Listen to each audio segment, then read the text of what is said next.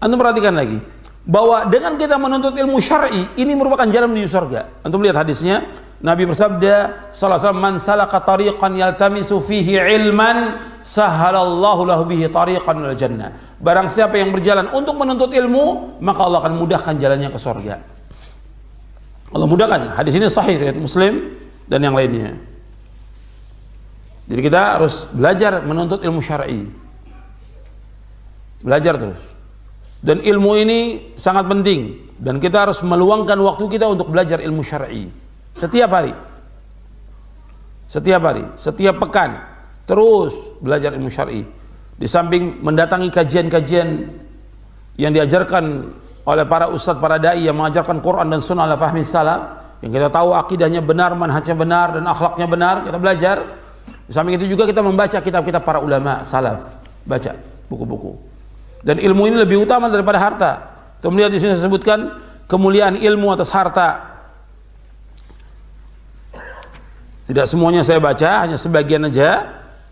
Kemuliaan ilmu atas harta, kata Imam Ibnu Qayyim Al-Jauziyah rahimahullah yang wafat tahun 751 Hijriah. Beliau menjelaskan perbedaan antara ilmu dengan harta. Beliau mengatakan yang pertama, ilmu adalah warisan para nabi, sedangkan harta warisannya para raja dan orang kaya. Para nabi dan para rasul alaihi salatu wassalam, mereka mewariskan ilmu, tidak mewariskan harta.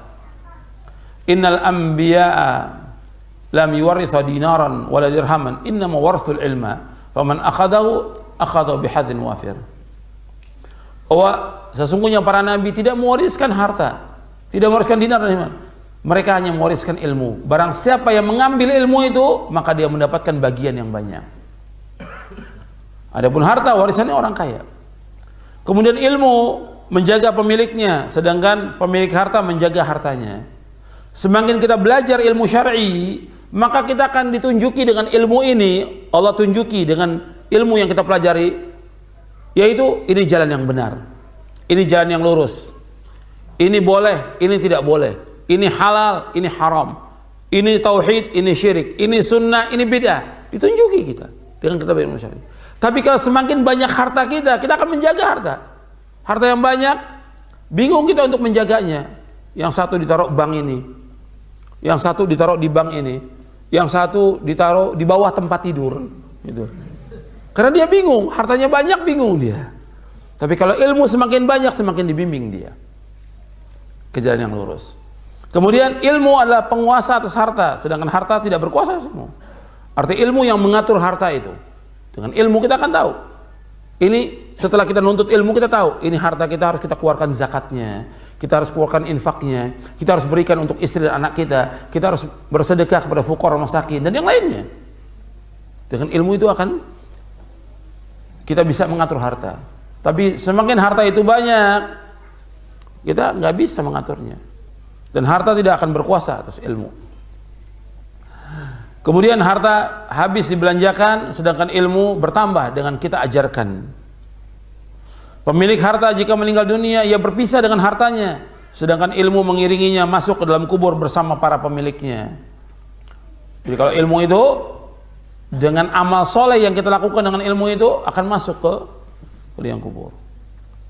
Sebab yang mengiringi mayit itu berapa yang mengiringi mayit? Saya mau tanya kepada antum, yang mengiringi mayit itu berapa?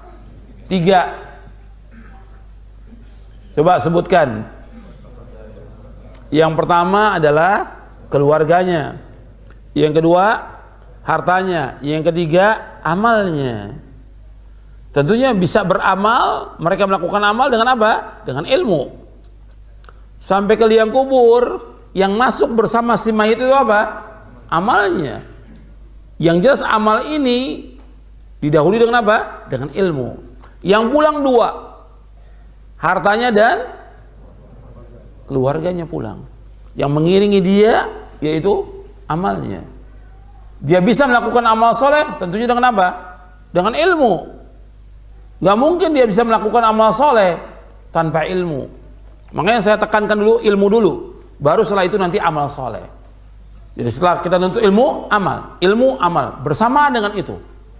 Sebab dikatakan oleh Imam Ibnu Qayyim dalam kitabnya Miftah Daris Sa'adah, di juz yang pertama kata beliau, al-ilmu imamul amal. Al-ilmu imamul amal.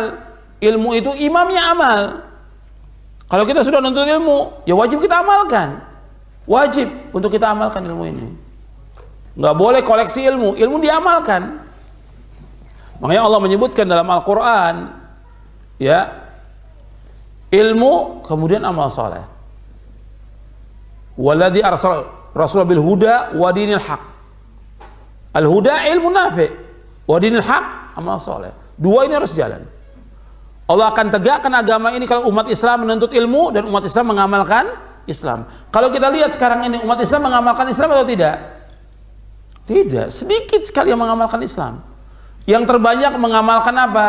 Syirik dan bid'ah. Iya tidak? Iya. Syirik dan bid'ah. Tidak mengikuti sunnah Rasulullah SAW. Amalnya amal soleh. Tapi kalau amal soleh itu tidak sesuai dengan sunnah, diterima atau tidak? Nggak terima. Syarat diterimanya amal berapa? Dua. Yang pertama, ikhlas. Yang kedua, ittiba. Kalau hilang satu aja keikhlasan, tidak diterima. Kalau hilang satu saja ittiba, nggak diterima juga.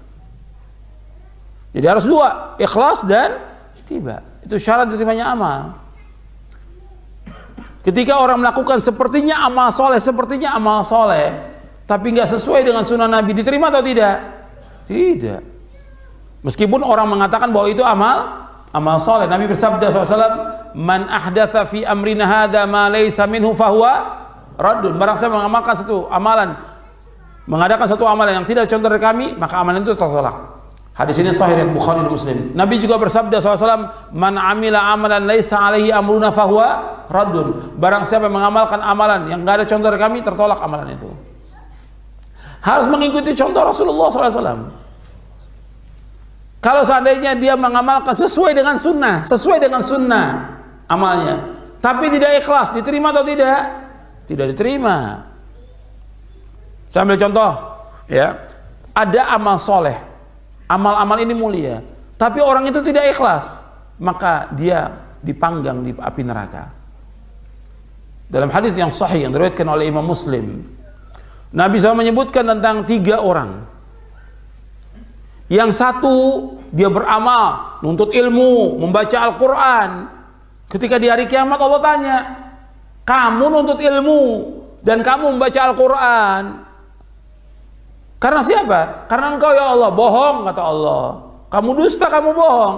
Kamu melakukan itu bukan karena aku, tapi karena manusia, riya kepada manusia. Ingin dikatakan sebagai orang alim atau qari, pembaca Al-Quran.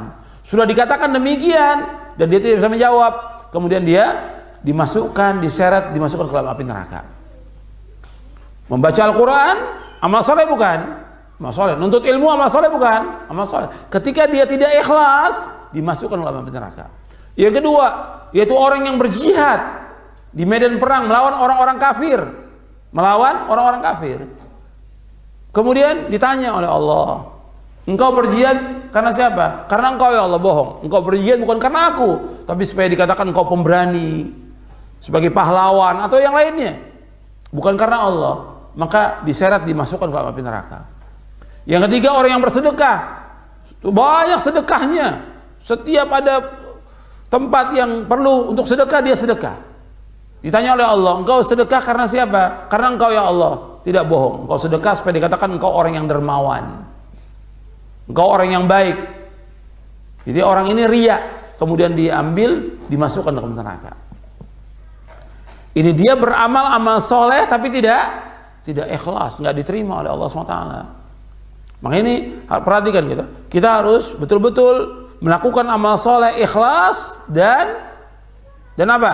Ittiba. Jadi ilmu yang kita tuntut ini, yang kita pelajari harus dibarengi dengan amal soleh. Baru ilmu ini lebih utama dari harta dan yang lainnya. Ilmu ini. Kalau ada orang melakukan amal soleh, ya, dia tidak sesuai dengan sunnah, dia ikhlas, tapi nggak sesuai dengan sunnah, diterima atau tidak?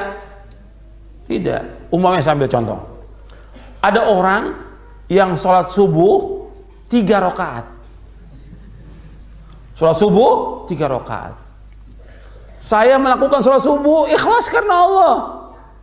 Ikhlas karena Allah. Tapi 3 rakaat sholat subuh diterima atau tidak? Tidak. Kalau ada orang mengatakan lagi, kalau orang lain sholat subuh 2 rakaat, saya 5 rakaat sholat subuhnya.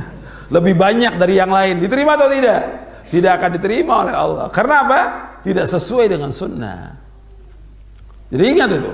Karena dia tidak sesuai dengan sunnah. Meskipun banyak, tapi nggak sesuai dengan sunnah, nggak akan diterima oleh Allah SWT. Jadi yang dilihat bukan soal banyaknya, tapi ikhlas dan itibanya. Bukan banyaknya, tapi baik atau tidak. Allah berfirman, Alladzi khalaqal mauta wal hayata liyabluwakum ayyukum ahsanu amala. Allah yang telah menciptakan mati dan hidup untuk menguji kalian siapa dari kalian yang paling baik amalnya, bukan paling banyak. Ayyukum ahsanu amala, bukan aktsaru amala, bukan aktsar, tapi ahsanu amala. Dikatakan oleh Fudail bin Iyad, yang dimaksud dengan ahsanu amala ay akhlasuhu wa aswabuhu. Akhlasu yang paling ikhlas, aswabu yang paling benar. Jadi ini harus perhatikan. Ya, mensyukuri Islam itu dengan apa? Dengan menuntut ilmu syar'i. Kemudian ilmu syar'i yang kita tuntut ini harus kita apa? Amalkan. Harus diamalkan, wajib diamalkan. Dan amal ini harus apa? Ikhlas dan ittiba. Baru Allah akan mengangkat umat ini. Diberikan kemuliaan dan kejayaan. Sekarang umat Islam banyak melakukan amal-amal soleh, tapi amal solehnya sesuai dengan tidak dengan sunnah. Tidak sesuai dengan sunnah. Ada yang tidak ikhlas, ada yang tidak sesuai dengan sunnah. Sehingga apa? Tidak mengangkat umat ini kepada kemuliaan dan kejayaan. Jelas nggak sampai sini penjelasan saya? Jelas ya? Jadi harus kita nuntut ilmu terus, memahami dengan pemahaman yang benar, kemudian kita wajib untuk mengamalkan, dan amal itu harus ikhlas dan sesuai dengan sunnah Nabi Sallallahu Alaihi Wasallam.